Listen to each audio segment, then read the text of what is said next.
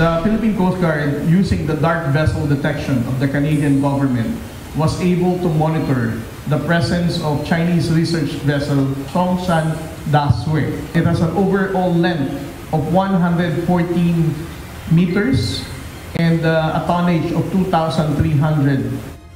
Isang Chinese research vessel ang namonitor ng Philippine Coast Guard na pumasok sa karagatang sakop ng Itbayat, Batanes noong April 2. Ayon kay Philippine Coast Guard spokesperson for the West Philippine Sea, Commodore J. Tariela, nadiskubre ito sa pamamagitan ng dark vessel monitoring ng Canadian government. Ayon pa kay Commodore Tariela, March 31 nang umalis ito sa Guangdong Province, China. At mula noong April 2 hanggang ngayong araw, nagpapaikot-ikot lamang ito sa may layong higit 100 nautical miles ng Itbayat, Batanes. And since then on, it stayed within our own exclusive economic zone, which is seemingly conducting maritime scientific research because of its consistent patterns of navigation.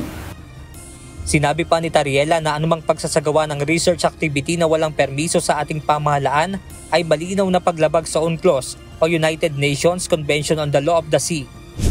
Bilang aksyon, magpapadala ang PCG ng eroplano at barko upang i-radio challenge at i-monitor ang galaw ng naturang research vessel.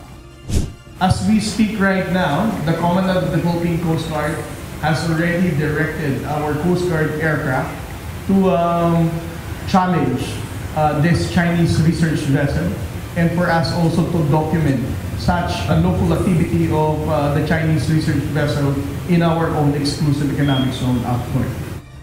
Tikom naman ang PCG kung ang pananatili ng naturang research vessel ay may kaugnayan sa nangyayaring tensyon sa bansang Taiwan at sa nangyaring pagbisita ni US Defense Secretary Pete Hegseth noong March 28.